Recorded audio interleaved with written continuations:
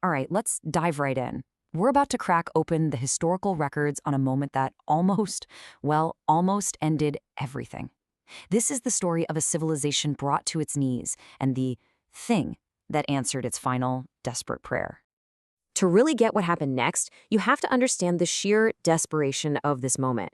This single line, passed down by the survivors, it says it all, doesn't it? This isn't about losing a war. This is about losing everything. This is the moment humanity finally broke, just before something out there heard its silent scream. And you've got to understand, this wasn't some strategic defeat they could recover from. The records paint a picture of a civilization in its final hours. And from that total darkness, a single desperate plea was sent out into the void, a last-ditch call for help to anyone or anything that might be listening. And the incredible thing is, that plea was answered. Now, make no mistake, this wasn't some coincidence, not a lucky break. The historical account is crystal clear on this. A savior arrived specifically in response to mankind's call. Help was coming. And its arrival, well, it was an event that basically scorched itself into history. Just try to imagine it. You have nothing left to do but stare at the sky waiting for the end. And then, the sky just splits open. In that one instant, the whole feeling of the historical record flips from despair to this kind of profound, bone-shaking dread, mixed with this impossible hope. Yeah, this wasn't a quiet, subtle entrance. This thing tore through the atmosphere with thunder and what the survivors described as boiling clouds.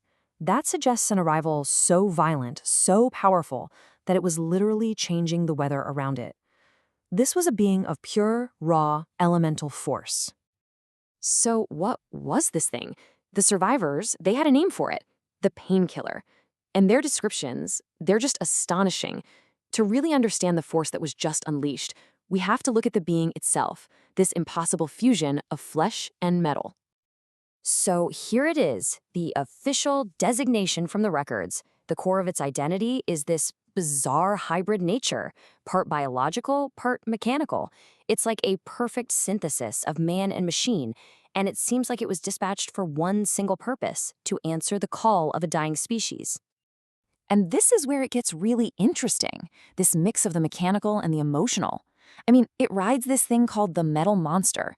Its body is chromium-pleated boiling metal. It breathes smoke and fire.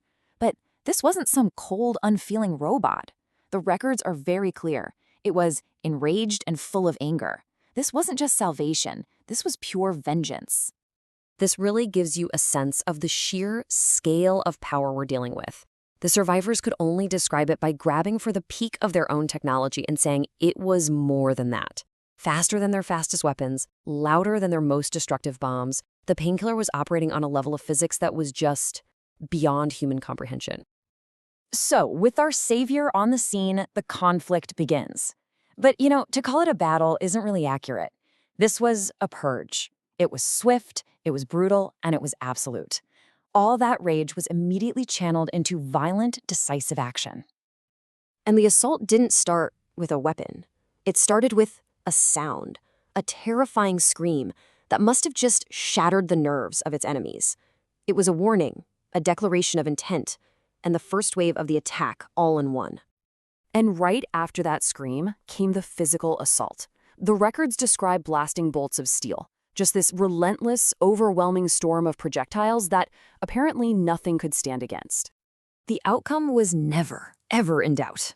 The force that had crushed planets, the one that brought mankind to its knees, it was just erased. The wording in the records is so simple, but so final. Evil's going under. A complete and total extermination. So how did it do it? Well, the records seem to indicate a brutal two-phase attack. First, it came from the sky on wings of steel, a high-speed aerial bombardment. Then, anything that survived that was met on the ground by the deadly wheels of its metal monster, a final, grinding, unstoppable wave of destruction. There was nowhere to run, nowhere to hide. With the enemy annihilated, the focus of the story shifts, and this might be the most important part of the whole event. Because humanity wasn't just saved from being wiped out, it was fundamentally changed by what it had just witnessed. I mean, just look at how the survivors are described. They aren't just relieved, they're flying high on rapture. That's a state of pure ecstasy. It's like the trauma was burned away and replaced with this profound sense of empowerment. They were reborn in the ashes of their old world as something new, stronger, free, and brave. The records actually outline this transformation in 4 clear stages. It starts with that rapture. That joy then hardens into this permanent state of freedom, this certainty that they would never more be encaptured.